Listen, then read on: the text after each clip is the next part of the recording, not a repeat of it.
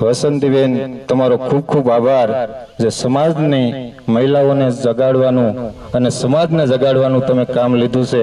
એટલે ભગવાન માતાજી અને વેલનાથ બાપુ તમને ખૂબ આશીર્વાદ આપે, સમાજને આગળ લઈ જાઓ એવી અમે વિનંતી કરીશું તમને. એ સિવાયનું 2005 થી આખી ટીમ વિસાવદરની બધાય તનતોડ મહેનત કરી રહ્યા સમાજ માટે.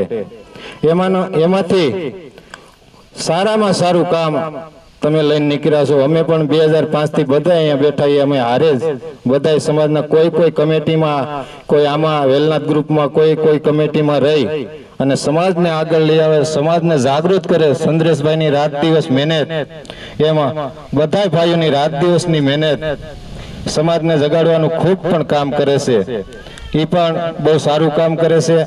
અને વસંતીબેન જે મહિલાને જગાડવાનું, પછી રોજગાર લઈ આવવાનું ઘરે ઘરે અને ગામડે ગામડે મંડળી બનાવવાનું બહુ સારું કામ કરે છે.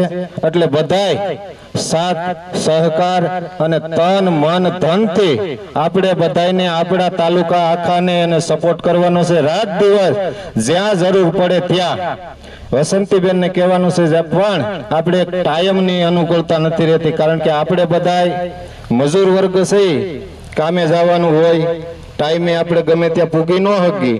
એટલે આપણે ગમે ત્યાં ભલે એક જ ગામ વસંતબેન લેવાય, પણ સાંજનો ટાઈમ આપણે રાખી શકીએ અને બધાય આપણે ભેગા થાય અને રજૂઆત કરી શકીએ, એ આપણો નિર્ણય બરોબર રહે.